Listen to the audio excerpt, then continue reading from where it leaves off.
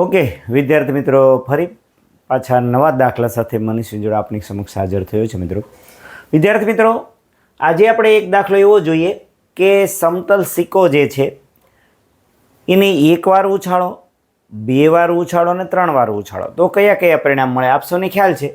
જો સિક્કા એક હોય તો આપણે સૂત્ર 2ની n ઘાત, બરાબર, કારણ કે સિક્કો ઉછાળો તો છાપ અને કાંટ બે મળે, છાપ મળે અને કાંટા મળે, બરાબર, એ આપણને ખ્યાલ છે.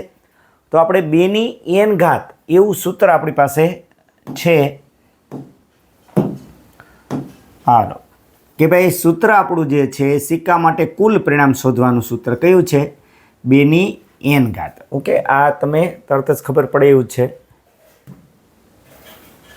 જો અહીંયા તમે આપ જોઈ રહ્યા છો સૂત્ર કયું છે? અહીંયા 2ની n ઘાત એવું સૂત્ર છે આપણું. રેડી? સારું, ઓકે.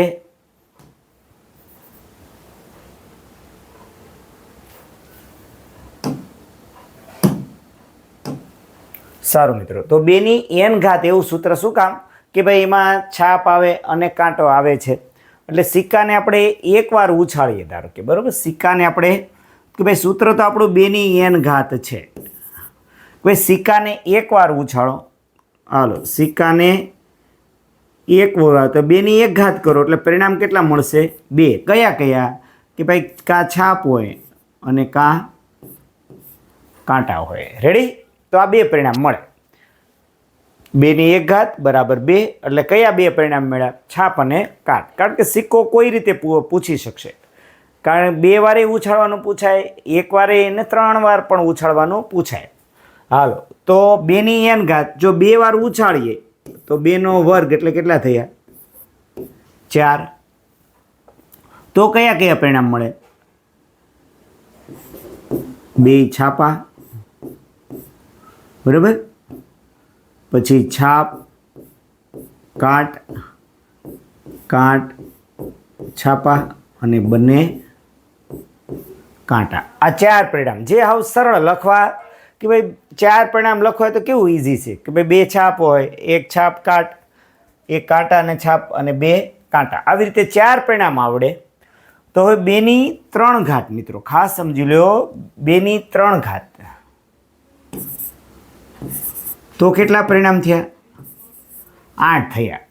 તો એ પરિણામ કેવી રીતે લખવા? બરોબર, એકદમ સરળ. જો તમને આ પરિણામ યાદ હોય, 2ની 2 ઘાત બરાબર 4 પરિણામ યાદ હોય તો તમે 8 પરિણામ આરામથી લખી શકશો. કેવી રીતે? તો ભાઈ પહેલાં જે 4 પરિણામ તમને તો આવડે જ છે, કઈ રીતે 4 પરિણામ લખો છો? H H, પછી H T, પછી T H અને 2 T. એવી રીતે હજી એકવાર લાઈન લખી નાખો.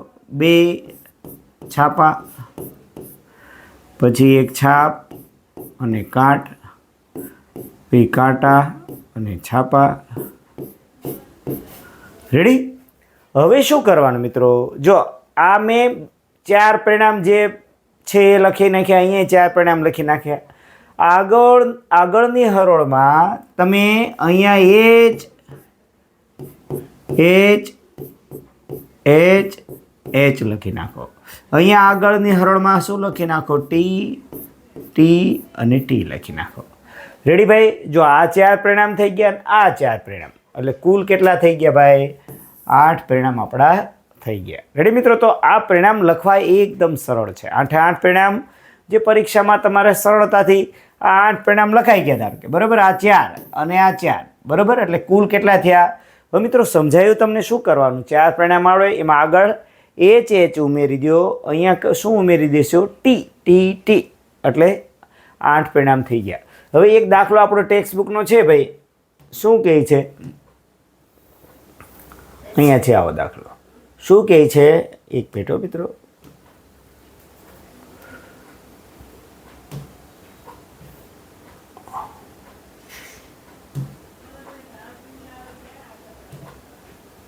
જો મિત્રો આ દાખલામાં શું કહે છે? એક રમતમાં 1 રૂપિયાના સિક્કાને 3 વાર ઉછાળવાનો છે. 1 રૂપિયાનો સિક્કો 3 વાર ઉછાળ્યો એટલે પરિણામ તો 8 જ આવશે. હવે જો તમામ વખત ઉછાળતા સરખું પરિણામ મળે તો 3 છાપ અથવા 3 કાંટા હોય તો હનીફ રમત જીતી જાય છે.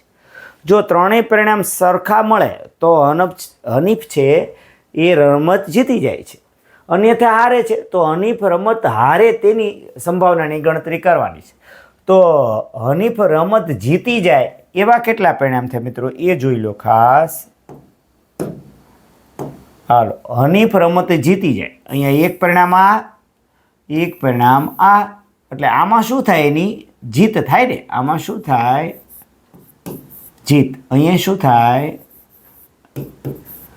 જીત. તો બે જગ્યાએ જીત થાય. સરખા પરિણામ જ્યારે મળે ત્યારે અહીંયા એક મળે સરખું અને અહીંયા બાકી કેટલા પરિણામ એવા થયા જ્યાં હનીફ છે એ રમત હારે છે.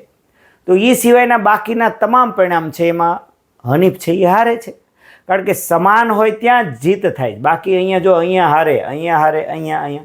એટલે ટૂંકમાં કહેવાનો અર્થ કુલ પરિણામ હનીફ માટે જો દાખલો ગણવો હોય તો આપણે શું કરવાનું? પી ઓફ એ છેદમાં કુલ પરિણામ કેટલા? 8 અને હારે એવા પરિણામ કેટલા? 6. રેડી? તો એકદમ સરળ દાખલો છે મિત્રો. રેડી? તો અહીંયા શું કરવાનું? 4 દુ 8, 3 દુ 6, એટલે કેટલા એવા? 3/4. રેડી મિત્રો? તો આ દાખલો તમે સરળતાથી ગણી શકો. ઓકે? તો આ એકદમ સરળ ટ્રીક મિત્રો આ જોશો અને આ દાખલો સરસ મજાનો ગણશો. Thank you. મનીષ વિજોડા. નમસ્કાર. ફરી પાછા નવા દાખલા સાથે મળશું.